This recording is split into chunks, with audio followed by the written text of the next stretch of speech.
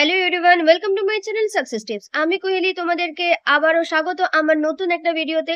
আমরা যেটা আলোচনা করছিলাম সেটা হলো সেকেন্ড চ্যাপ্টার দ্বিতীয় অধ্যায়, চাহিদা বা ডিমান্ড।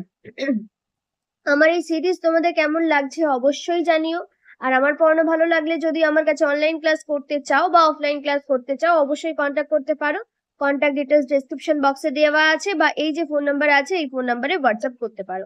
আজকের যে টপিকটা খুব খুব ইম্পর্টেন্ট টপিক, এই টপিকটা মিস করো না, কারণ বছরের পর বছর এই প্রশ্ন আসে, তাই এই প্রশ্নটা একেবারের জন্য মিস করো না। চলো আমরা দেখে নিই আজকে টপিকটা কি। আজকের টপিকটি হলো চাহিদার নিয়মের দুটি ব্যতিক্রম। চাহিদার নিয়মের তোমাদের যেহেতু ক্লাস 12-এ 2 মার্কসেরই কোয়েশ্চেন আসবে, তাই দুটো ব্যতিক্রম লিখে দেবে, দুটো ব্যতিক্রমই লিখতে হবে তোমার। যে চাহিদার নিয়মের ব্যতিক্রমগুলি লেখো এরকম আসবে না, কিন্তু তোমাকে মেনশন করে দেবে দুটি ব্যতিক্রম লেখো। এবার আমাদের ঘটনা কি ঘটে, আমরা কি করি, যে কোনো দুটো ব্যতিক্রম লিখে দিয়ে চলে আসি। কিন্তু এখানে ফুল মার্কস পাওয়ার চান্স তখনই বেশি হবে যখন তুমি এই দুটো ব্যতিক্রমকেও সুন্দরভাবে লিখবে এবং ইম্পর্টেন্ট দুটো ব্যতিক্রম লিখে আসবে। এখানে একটা ইন্ট্রোডাকশন দিয়েছি, তোমরা চাইলে পড়ে নিতে পারো। তারপর চাহিদা সূত্রের বেশ কিছু ব্যতিক্রম আছে, যে সমস্ত চাহিদার নিয়ম, যে সমস্ত ক্ষেত্রে চাহিদার নিয়ম কাজ করে না বা চাহিদা সূত্রে ব্যতিক্রম আছে, সেই সমস্ত ক্ষেত্রগুলি হলো বলে আমি অপশন এ তে রেখেছি ভেবলেন প্রভাব, আর পরেরটাতে লিখেছি গিফেন গুড বা গিফেন দ্রব্য। তোমরা অলরেডি গিফেন দ্রব্যের ভিডিওটা দেখেছো, যদি না দেখে থাকো অবশ্যই ভিডিওটা দেখো, কারণ এখানে আমি আর গিফেন দ্রব্যের এক্সপ্লেনেশনটা দেবো না, শুধু বলে দেবো। তোমরা অবশ্যই আগের ভিডিও দেখো, যেখানে আমি গিফেন দ্রব্যটাকে এক্সপ্লেন করেছি। ভেবলেন প্রভাব কি এটা বোঝাতে গিয়ে একটুখানি বোঝাই। যে ভেবলেন একজন অর্থনীতিবিদ, উনি এই প্রভাবটার কথা বলেছিলেন বলে এই প্রভাবটাকে ভেবলেন প্রভাব বলা হয়। ভেবলেন প্রভাবের জন্য চাহিদার নিয়ম ব্যতিক্রম। অনেক সময় ক্রেতারা দ্রব্যের দাম দিয়ে দ্রব্যের গুণাগুণ বিচার করে, এটা দেখবে আমাদের মধ্যেও রয়েছে এবং এটা সত্যি ঘটনাও, যে কোনো জিনিসের দাম 10 টাকা, আবার জিনিসটা হয়তো সেম, কিন্তু কি হয়, যেটার দাম 20 টাকা সেটার কোয়ালিটিটা ভালো হয়। এই ধরনের ঘটনা তো ঘটেই আমাদের বাস্তব জীবনে, যে বেশি দাম ভালো প্রোডাক্ট। সবসময় যে হয় তা নয়, কিন্তু অনেক সময়ই হয়ে থাকে, বেশিরভাগ সময়ই হয়ে থাকে। তো তাই জন্য বলছে ক্রেতারা দ্রব্যের আমরা দাম দিয়ে বিচার করি যে এটা বেশি, এটা ভালো ওটা খারাপ। হ্যাঁ, তো গুণাগুণ বিচার করে থাকে। যখন দ্রব্যের দাম বেড়ে যায় তখন ক্রেতারা মনে করে দ্রব্যের গুণগত মান বৃদ্ধি পেয়েছে। দ্রব্যের দাম বেড়ে গেলে আমরা মনে করি তার মানে জিনিসটা ভালো হয়েছে, দাম বেড়েছে মানে ভালো হয়েছে। এটা সবসময় নয়, কিছু কিছু ক্ষেত্রে আমাদের মনে হয়।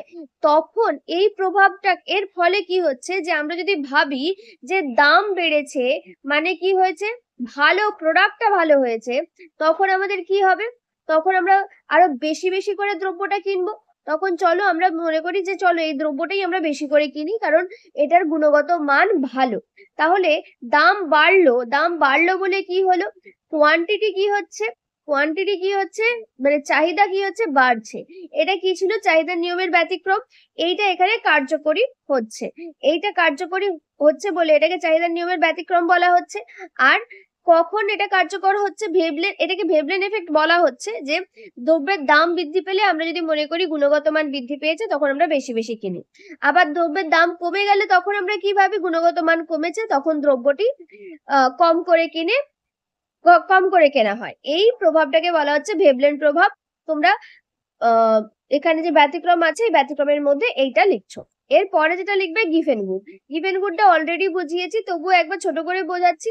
যে দেখো আমাদের কি হয়, ধরো যখন যখন আমরা যেই জিনিসগুলো খেয়ে বেঁচে থাকি, মেনলি মোটা চাল, গম, আলু, এইগুলো খুব কম দামি দ্রব্য, কিন্তু এইগুলো খেয়েই আমরা বেঁচে থাকি।